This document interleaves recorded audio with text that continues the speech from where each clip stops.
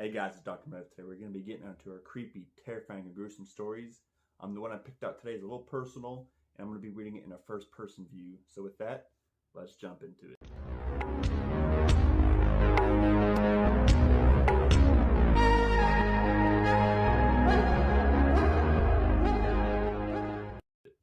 Growing up, I lived in the middle of the woods. No neighbors for about a mile on each side or so. We owned 60 acres of forest and swamp after that, so basically I live in the middle of nowhere. One summer when I was about 14 years old, I was out in the middle of the woods playing with my dog. I am the only child, and both my parents were out of town. When I kept feeling something hit my elbow, I'd go throw Max's ball and it would bump me again. It would almost throw me straight up in the air. I thought, well, this sucks. I'll just go home. Walking back, I felt uneasy, but I knew I was just freaking myself out because we were alone. About an hour later, Max and I are at home, sitting on the couch, when all of a sudden we heard the garage door open.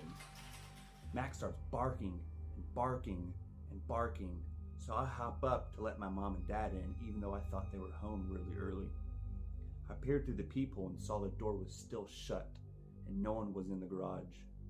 So quietly, I opened the door and slowly shout out for my dad, "Dad!" Nothing, no response at all. About 20 minutes later, I hear the door open again, and this time Max starts growling like crazy. I quiet him down and just assume it's the wind or something making the noise, even though at this point, my heart is racing. And I hop up and I run to the next door. It starts to jiggle, so I run faster to let him in. I peek through the hole once again, even though my hand is loosely around the jiggling handle. There was no one on the other side of the door. So about an hour after that, I start feeling a little better, calming myself down, even though I'm still terrified, my heart's racing. I hear the door handle jiggling again. This time it's Max jiggling it. He needed to go outside, and the only way outside is through the garage. Fantastic, I literally sprint with him to the kennel. As I'm standing there, I decide to ask this thing questions to make myself feel better. Thinking about what to ask it, my eyes are drawn to this huge, heavy oak door on the kennel. It was always open because it was too heavy for me to easily close. I said, "Okay, Ghost, if you're real, you'll shut this heavy door right now." Nothing. A minute goes by. Nothing. Max is still sniffing around. I turn around to yell at him, "Hurry up!" Then from behind, I hear a click. Okay, clearly it was just the wind. It wasn't really windy, but it had to have been the wind, for sure. Was that the wind? If you're really here, you'll open the massive door back up.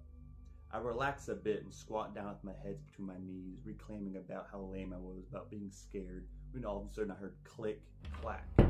I looked back and the door was wide open. I looked at Max and I realized he was done, so we bolted for the door, locking every door behind us while heading to the house.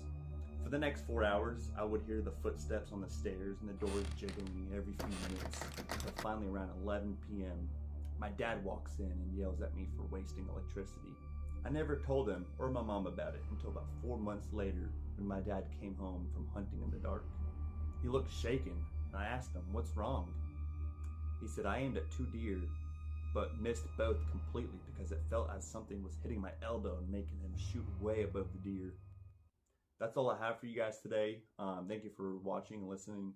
I know it was a little short, but I thought it was a little interesting story to get behind and see what was going on with that.